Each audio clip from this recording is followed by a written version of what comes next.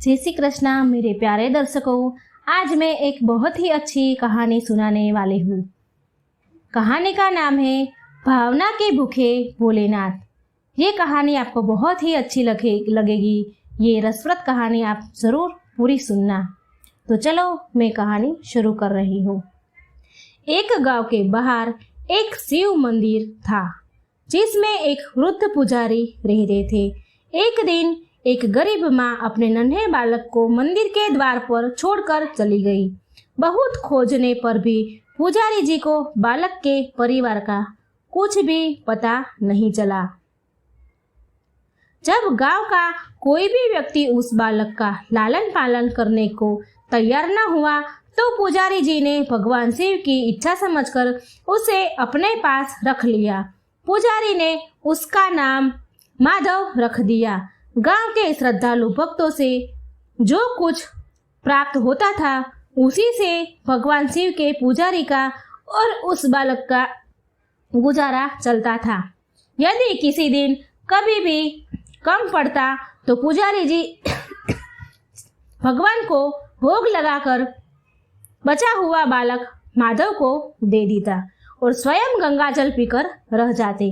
धीरे धीरे माधव बड़ा होने लगा और अब वह पुजारी जी के कामों में हाथ बढ़ाने लगा। वृद्ध पुजारी जी के थके हारे हाथों को कुछ आराम भी मिल जाता था, इसलिए उन्होंने माधव को मंदिर की साफ सफाई, भगवान शिव की पूजा, उनको भोग लगाने और उनकी आरती करने की विधि अच्छी तरह से वो माधव को समझा दी। अब वह स्वयं भगवान शिव के नाम जप और संकीर्तन में समय व्यतीत करने लगे। पुजारी जी एक दिन भगवान शिव के मंगलकारी नाम का जाप करते हुए उनके प्राण छूट गए। अब बालक माधव का इस संसार में भगवान शिव के सिवा और कोई सहारा नहीं था। वह पुजारी जी की बताई 3 बातें कभी नहीं भूलता था। पहली बात, भगवान भोले शंकर को ताजी गरम रसोई का भोग लगाना। दूसरी बात, भगवान को भोग लगाए बिना स्वयं कुछ भी नहीं खाना।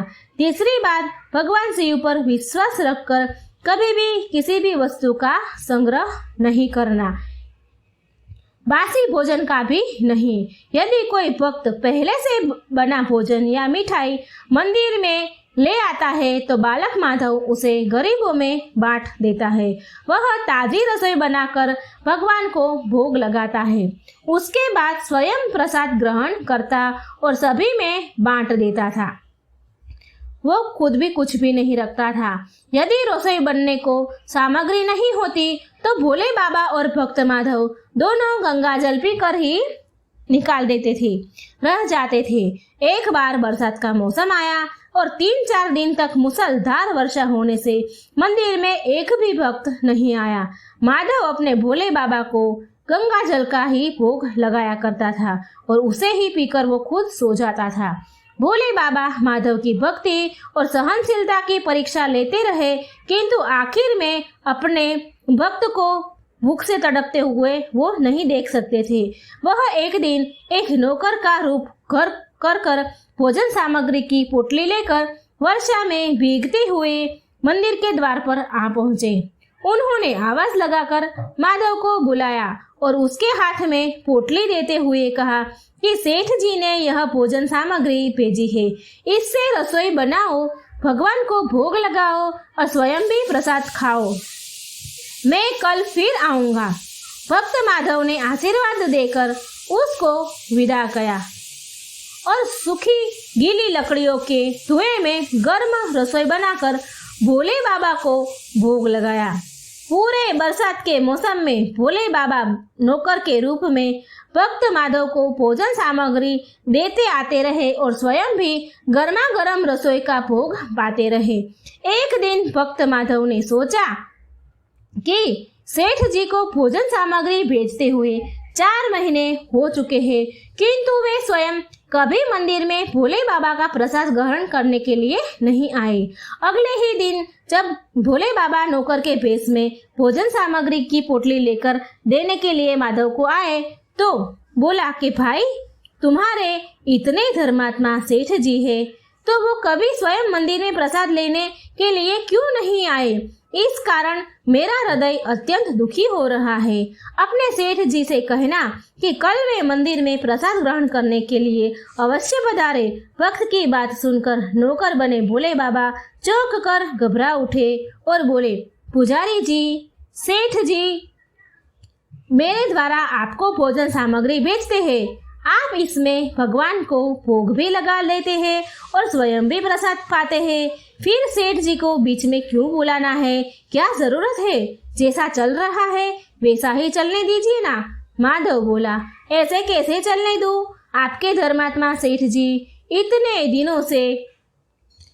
दिनों से भोजन सामग्री मेरे लिए भेज रहे हैं। क्या मैं उन्हें भगवान का प्रसाद देने का अपना कर्तव्य भी पूरा ना करूं? मैं किसी का उधार खाने वाला नहीं हूँ। अपने सेठ जी से कह देना कि यदि कल भोले बाबा का प्रसाद ग्रहण करने के लिए नहीं पधारे तो मैं उनकी भोजन सामग्री लेना बंद कर दूंगा। अपने सेठ जी से आप बता देना। नौकर बने भोले बाबा तो अपने भक्त की अक्कड़ देखकर कांप उठे और यह सोचकर मन ही मन में हंसने लगे कि वाह, आज तो लेने वाला भी देने वाले को दोष दे रहा है। लेकिन सरल हृदय भक्त के मनोभाव देखकर वे बोले, ठीक है पुजारी जी, कल सेठ जी मंदिर में प्रसाद ग्रहण करने जरूर पधारेंगे। दूसरे दिन बड़े सवेरे ही भोले बाबा नौकर के वेश में दूध और बहुत सारी भोजन सामग्री लेकर मंदिर पहुंच गए। माधव चौंकते हुए बोला, भाई आज इतनी सारी भोजन सामग्री किस लिए लेकर आए हो? नौकर बने भोले बाबा बोले, पुजारी जी, क्या आप भूल गए? आज आपने सेठ जी को प्रसाद के लिए बुलाया है, इसलिए आप रसोई बनाइए और भोले बाबा को भोग लगाइए। यह एक बात बता दीजिए कि सेठ जी किस समय खाने के लिए आए। माधव ने प्रसन्न होकर उन सेठ जी से कहा कि माधव बोला कि मैं इस समय पर अपने सेठ जी को लेके आना। और भक्त माधव की इच्छा पूर्ण करने के लिए भोले बाबा कैलाश पर सेठ का रूप धारण करने लगे। इधर अपने स्वामी को एक प्यारे भक्त के यहाँ दावत पर जाने का समाचार सुनकर ममताई अन्नपूर्णा माँ पार्वती भी भला कैसे पीछे रह जाती। वह भी पति की आज्ञा लेकर सेठानी का रूप धारण करने में लग गए। भोले बाबा ने अपने गले से मुंडों की माला उतार दी, शरीर पर लगी बाघंबर और बाहों और कानों में पहने सांपों के हार भी उतार कर नीचे रख दिए। उन्होंने एक मखमल का कुर्ता धारण कर लिया, अपनी जटाएं भी सीधी करके उसमें गंगा और चंद्र को भी छुपा लिया। एक सुंदर रंग बिरंगी पगड़ी पहन ली। हाथ का त्रिशूल और डमरू भोले बाबा ने नंदी के हाथ में थमा दिया। पार्वती जी के तैयार होने की प्रतीक्षा करते हुए कैलाश पर चहलकदमी करने लगे। पार्वती जी ने सुंदर बनारसी साड़ी पहनी, जिसका रंग सेठ जी बने शिव जी के कुर्ते से मिलता जुलता था, मेल खा रहा था। सोने चांदी और हीरे के जगमगाते हुए आभूषण धारण किए भगवान गौरी शंकर सेठ सेठानी के रूप धारण कर कैलाश से अपने भक्त के यहाँ दावत के लिए चल पड़े। भक्त माधव आज सुबह से ही सेठ जी के स्वागत में तरह तरह के पकवान बनाने में जुट गया था।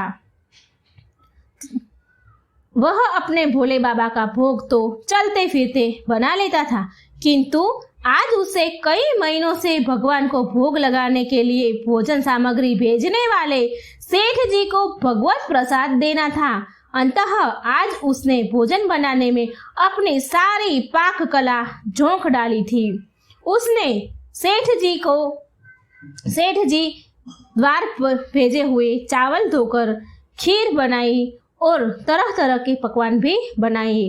रसोई बनाकर भक्त माधव पुनः स्नान करने के लिए चला गया ताकि स्वच्छ वस्त्र पहनकर भोले बाबा को भोग लगा सके और सेठ जी को उनका प्रसाद खिला सके। जब भक्त माधव स्नान कर लौटा तो देखा कि सेठ जी प्रसाद ग्रहण करने के लिए स्वयं तो आए ही है, लेकिन साथ में अपनी सेठानी जी को भी लेकर आए हैं।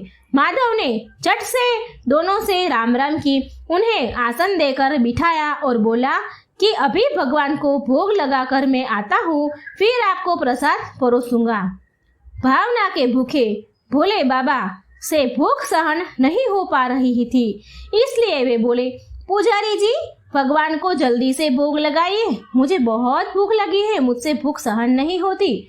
माधव बोला, सेठ जी भूख तो मुझे भी बड़ी जोर से लगी है, किंतु मैं अपनी भूख के कारण भगवान को भोग लगाना कभी नहीं भूलता। यदि दुनिया के सारे लोग इसी तरह अपनी भूख के लिए भगवान को भोग लगाना भूल जाए तो भगवान तो भूखे ही रह जाएंगे। सेठ जी बने भोले बाबा एक पतल उठाते हुए बोले, पुजारी जी आप भोग लगाइए, इधर मैं पतल परोस लेता हूँ, मुझसे भूख सहन नहीं हो पा रही है। भक्त माधव सेठ जी बने भोले बाबा को डांटते हुए बोला, सेठ जी भगवान के काम में ना तो जल्दबाजी चलती है और ना कंजूसी। मैं जब तक भगवान को भोग नहीं लगा लेता, आप रसोई में पास भी नहीं फटक सकते। इधर बैठे जाइए और ओम नमः शिवाय के नाम जपते रहिए और आपको पेट भरकर भोजन में करवाता हूँ। सेठ बने शिवजी डांट खाकर चुपचाप अपने आसन पर बैठ जाते हैं। सेठानी बनी पार्वती उनकी यह दशा देखकर बड़ी मुश्किल से अपनी हंसी रोक पा रही थी, लेकिन जैसे ही भक्त माधव पतल में सामग्री लेकर भगवान को भोग लगाने के लिए चला गया, मंदिर में गया, तो भगवान शिव पार्वती जी को मौन रहने का संकेत करके चुपके पैर रखते हुए रसोई में पहुंच गए और उन्होंने एक एक व्यंजन उठाकर चखना शुरू कर दिया। भोले बाबा तो प्रसाद को देखते ही हैरान रह गए।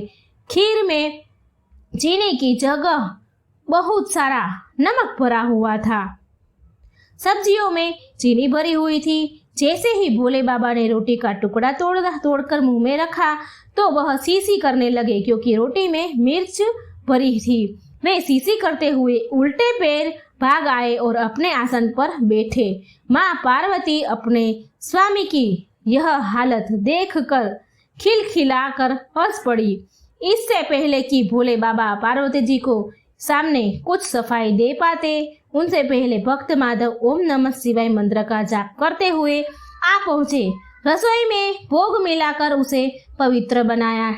फिर सेठ जी के सामने पतल परोसने के बाद हाथ जोड़कर बोला, सेठ जी अब आप भी जी भरकर प्रसाद ग्रहण करें। भोले बाबा तो अभी भक्ति की जोरदार उसके हाथों की बनी रसोई चख चुके थे।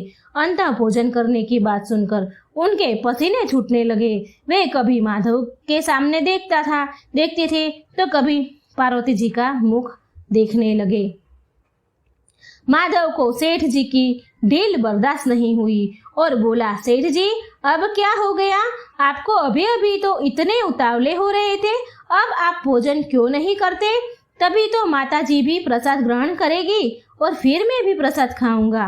माधव की ललकार सुनकर भोले बाबा ने चुपचाप खीर का कुल्हड़ उठाया और सारी नमकीन खीर गटगटाकर पी गए। कुल्हड़ खाली होने की देर ही थी कि माधव ने उसे झट से भर दिया। अपने प्रिय भक्त के हाथों से परोसे हुए भोग में भगवान को आज 2 गुना स्वाद आ रहा था। माधव खीर परोसता गया और भोले बाबा खीर पीते गए। माता पार्वती भक्त और भगवान दोनों के प्रेम को देखकर मंत्रमुग्ध हो रही थी। जब सारी रसोई समाप्त हो गई तो भगवान ने एक जोर की डकार ली। माधव को होश आया और वह बोला, वाह सेठ जी वाह, मैं ही बावला था जो इतनी थोड़ी सी रसोई मैंने बनाई। मुझे पता होता कि आपको प्रसाद ग्रहण करने का इतना शौक है तो मैं और ज्यादा बनाता। भोले बाबा अपने पेट पर हाथ फेरते हुए सेठानी बनी पार्वती जी की ओर देखकर मुस्कुराते हुए बोले, पुजारी जी मैं इतना रोज कहाँ खाता हूँ, मैं कभी इतना नहीं खाता हूँ।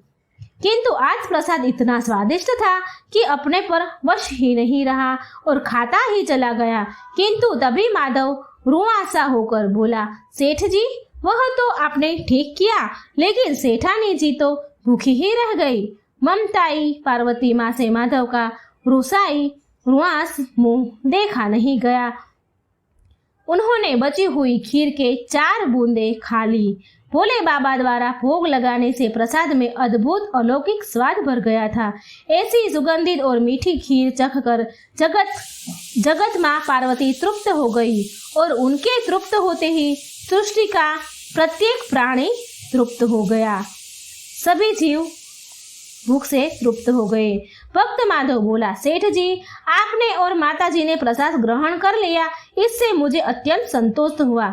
समझ लीजिए कि आप दोनों द्वारा प्रसाद ग्रहण करने से मेरा भी पेट भर गया। मेरी तो वैसे ही महीने में 4 एकादशी हो जाती है, किंतु मैं भी एक दाना तो ले ही लेता हूँ, एक दाना तो मैं खा ही लेता हूँ, जिससे कि भोले बाबा का प्रसाद का अनादर ना हो। यह कहकर जैसे ही माधव ने खीर के पात्र में लगा चावल का एक दाना उठाकर अपने मुंह में डाला, उसकी जन्म जन्मांतर की भूख प्यास मिट गई, समस्त इच्छाओं की तृप्ति हो गई। उसके ज्ञान के नेत्र खुल गए और उसने देखा कि उसके सम्मुख खुद भगवान भोलेनाथ खड़े हैं, त्रिलोक के नाथ शंकर भगवान खड़े हैं और जगत जननी माँ आशीर्वाद की मुद्रा में मुस्कुराते हुए खड़े हैं।